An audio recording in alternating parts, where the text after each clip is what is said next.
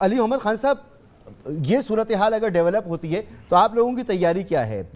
آپ سمجھتے ہیں کہ ڈی سیٹ تو ہونا ہی ہونا ہے، اور پھر اس دوران جو ہے وہ صدر صاحب کے پاس بھی وقت موجود ہے، تو یہ 25 دن اور تقریباً 1 مہینہ کا وقت ہے آپ لوگوں کے پاس کہ آپ لوگ اس پہ کر سکتے ہیں۔ آپ کو کیا لگ رہا ہے، یہ حکومت رہ پائے گی، چلی جائے گی؟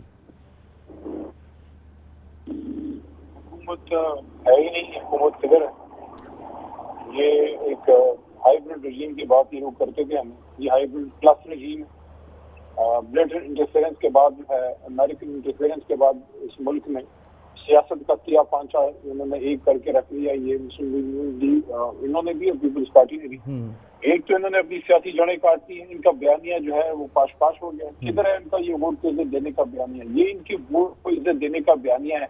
یہاں حیدر صاحب کی باتیں میں نے سنی ہیں، لیکن میں اپریشیٹ کرتا ہوں اگر آپ لوگ اس کو بھی اپنے اس میں لاتے کہ جس طریقے سے وفاداریاں خریدی گئیں، اور یہ آپ کو بھی پتا ہے، مجھے بھی پتا ہے کہ رات کے 12 بجے اچانک کسی کی کس طرح سے جو ہے تو ضمیر جاگ جاتا ہے کہ وہ اپنی پارٹی چینج کر کے کہیں اور چلا جاتا ہے۔ یہ سندھ ہاؤس جو تھا پاکستان کو بنانے والا صوبہ، اس کی اسمبلی نے پاکستان بنایا تھا، سندھ ہاؤس کو جس طرح فیڈریشن پہ حملہ کرنے کے لیے یوز کیا گیا، یہ پورے سندھ دھرتی جو ہے وہ توہین کی گئی کہ وہاں پہ تمام صوبوں سے لائے ہوئے ممبران کو بالکل جانوروں کی طرح رکھا گیا، اور جب تحریک انصاف کے کارکن نے احتجاج کیا تو پھر جا کے ایک پرائیویٹ نجی ہوٹل میں 5ویں فلور پہ پورا بک کر کے ان کو جانوروں کی طرح دوبارہ مبعوث کیا گیا۔ یہ عزت انہوں نے دلائی ہے کہ ایک گارڈ کے ذریعے الیکٹڈ ایم این ایز کو اٹھک بیٹھک کی جاتی تھی۔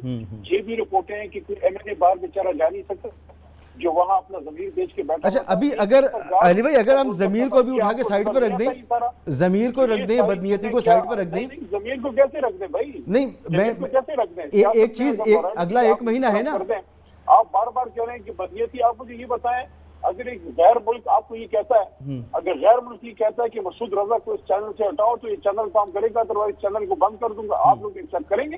اگر آپ اپنے ایک چھوٹے سے چینل میں ایکسپٹ نہیں کر سکتے، ہم پورے ملک میں کیسے ایکسپٹ کرنے کہ عمران خان ایک الیکٹڈ وزیر اعظم سے ملک کے کسی ملک کی ضرورت ہے کہ وہ یہ کہے کہ اس کو ہٹاؤ تو پاکستان چلے گا، نہیں ہے تو پاکستان کے لیے بڑے مسئلے بنیں گے۔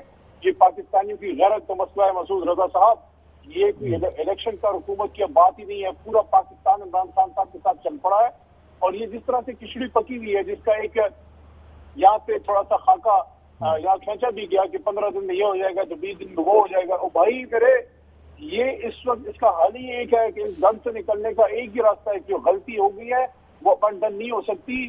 اب اگلا الیکشن ہی اس مسئلے کا حل ہے۔ جتنا علی بھائی بالکل درست، میں بار بار یہ بات کہہ رہا ہوں، اور خود نون لیگ کے اندر بھی یہ سوچ موجود ہے کہ جلد سے جلد اصلاحات کریں، وہ جو کرنا چاہتے ہیں، اور الیکشن کی طرف جائیں۔ لیکن کیونکہ آپ پارلیمانی امور کے وزیر بھی رہے ہیں اور قانون بھی بہت اچھی طرح جانتے ہیں، تو میں جاننا چاہ رہا ہوں آپ کے پاس اور کون کون سے بھی ہتھیار موجود ہیں؟ ابھی اس لیے میں نے کہا تھا ضمیر کو سائڈ پہ رکھ دیں، باقی چیزوں کو سائڈ پہ رکھ دیں۔ قانونی جنگ ہے، ایک طریقہ کار کی جنگ ہے، پارلیمانی جنگ ہے، تو آپ کے پاس ابھی اور کون کون سے ہتھیار موجود ہیں؟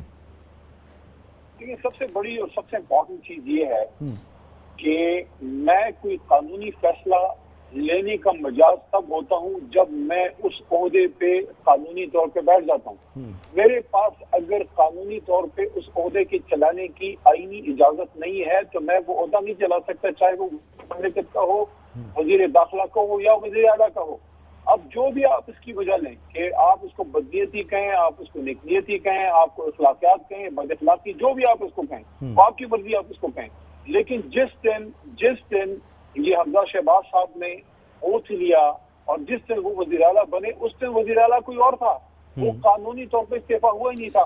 اور ہماری گورنر علی بھائی 1 منٹ میں روکنا چاہوں گا، میاں صاحب کی طرف بھی جانا ہے مجھے۔ ایک منٹ گورنر صاحب نے یہ نہیں کہا کہ میں حمزہ صاحب سے اوتھ نہیں لیتا، ایک منٹ، آپ جیسی شخصیت ایسی گفتگو کر رہی ہے، میں I would love to کہ میں آپ سے جان سکوں علی بھائی کہ بزدار صاحب سے استعفیٰ عمران خان صاحب نے طلب کیا، میڈیا کے سامنے عمران خان صاحب کے سامنے وہ پیش ہوئے، اپنا استعفیٰ دیا، پھر انہوں نے نہیں مانا، وہ نہیں مانتے تھے، پھر اس کے باوجود چودھری سرور صاحب نے ان کو بلایا، اور بلانے کے بعد چودھری سرور صاحب نے ان کی موجودگی میں ان کے استعفے کی تصدیق کروائی، انہوں نے تصدیق کی، تصدیق کرنے کے بعد وہ قبول ہوا، قبول ہونے کے بعد بزدار صاحب قومی اسمبلی میں آئے، اسپیکر صاحب پرویز الہی صاحب کے اپروور بنے, پورا الیکشن ان کے سامنے ہوتا رہا. ایک جگہ انہوں نے کہا کہ یار میں تو ہوں, میں تو ابھی موجود ہوں, یہ الیکشن کس کا ہو رہا ہے؟ آپ ہائی کورٹ ہے نہ میں ہائی کورٹ ہوں, اس کے لیے عدالتیں موجود ہیں, ادھر سے فیصلہ لینے دیں. جو گورنر صاحب کہہ رہے ہیں کہ اس پہ میں آئینی طور پہ آگے جاؤں گا, اگر آئینی طور پہ یہ استعفیٰ ہو گیا تو ٹھیک ہے, نہیں ہوا تو نہیں ٹھیک. اگر استعفیٰ نہیں ہوا تو اس کے اوپر جتنا بھی کام ہوگا سارا غیر آئینی ہو جائے گا. کس طرح آپ کر سکتے ہیں کہ ایک وزیر اعلیٰ بیٹھا ہے اور اس کے اوپر دوسرا وزیر اعلیٰ کے ہوت لے رہا ہے؟ یہ کیا مذاق ہے بھائی؟ اور سر اگر یہ غیر آئینی ویسے ثابت ہوا تو پھر تو آپ کے گورنر صاحب اور صدر صاحب تک بات جائے گی. بہرحال میاں صاحب یہ جو اگر عمران خان صاحب تک چلے گی تو سب تک چلی جائے. اگر ایک ملک کا آئینی وزیر اعظم ایک بین الاقوامی مداخلت کے ذریعے اس وجہ سے گھر بھیج دیا جاتا ہے کہ وہ ملک کے لیے کھڑا ہے, ملک کی غیرت کے لیے کھڑا ہے, وہ کہہ رہا ہے میں اپنے ملک کو نہیں اڈے دینے دوں گا کہ اسے افغانستان سے آگ برسائی جائے, میں آزاد خارجہ پالیسی اپناؤں گا. غلامی کے لیے ہم نے ملک بنایا تھا, یہ 70 سال پہلے ہم نے اس لیے بنایا تھا کہ 70 سال بعد علامہ اقبال اور قائد اعظم کے جو پوتے اور نواسے سارے امریکہ کے غلام بنیں گے. ایسی غلامی سے تو موت ہے, اسی لیے کہ عمران خان صاحب نکلے. آپ نے ساری کشتیاں جلا دی ہیں, لیکن لاکھوں لوگ جو نکل رہے ہیں کیوں نکل رہے ہیں؟ ٹھیک ہے بھائی یہ تحریک انصاف کے لیے نہیں نکل رہے, یہ عمران خان صاحب اور پاکستان کے لیے نکل رہے ہیں کہ میرے ملک کا وزیر اعظم. دیکھیں یہ تو عمران خان صاحب کی بات ہے نا, وزیر اعظم تھے. اگر شہباز شریف صاحب اس وقت اپوزیشن لیڈر تھے, اگر اپوزیشن لیڈر شہباز شریف کو بھی امریکہ گرائے گا میں شہباز شریف کے ساتھ کھڑا ہوں گا, کیونکہ میرے ملک کا اپوزیشن لیڈر ہے. کسی ملک کی مجال ہے. بہرحال آپ کا یہ موقف عوام میں مقبول ہو رہا ہے, اس میں کوئی دوسری رائے نہیں ہے اور وہ نظر بھی آ رہا ہے.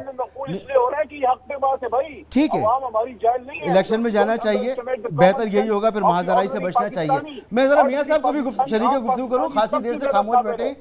میاں صاحب ایک بار پھر آپ کو مبارک, حالانکہ ابتدا میں دینا چاہیے تھا. میاں صاحب آپ ایک پرانے سیاستدان ہیں, تجربہ کار سیاستدان ہیں, ہمیشہ آپ نے کہا کہ پارلیمان کی عزت ہونی چاہیے. سر یہ پہلی مرتبہ غالباً ہوا تو شاید دوسری مرتبہ ہے, لیکن اس ہماری زندگی میں ہم نے جو اپنی آنکھوں سے دیکھا گزشتہ 20 سالوں سے صحافت کرتے ہوئے, پہلی مرتبہ ہوا کہ اسپیکر قومی اسمبلی نے آ کر پنجاب اسمبلی میں وزیر اعلیٰ کا حلف لیا اور عدالت کے فیصلے پر ہوا.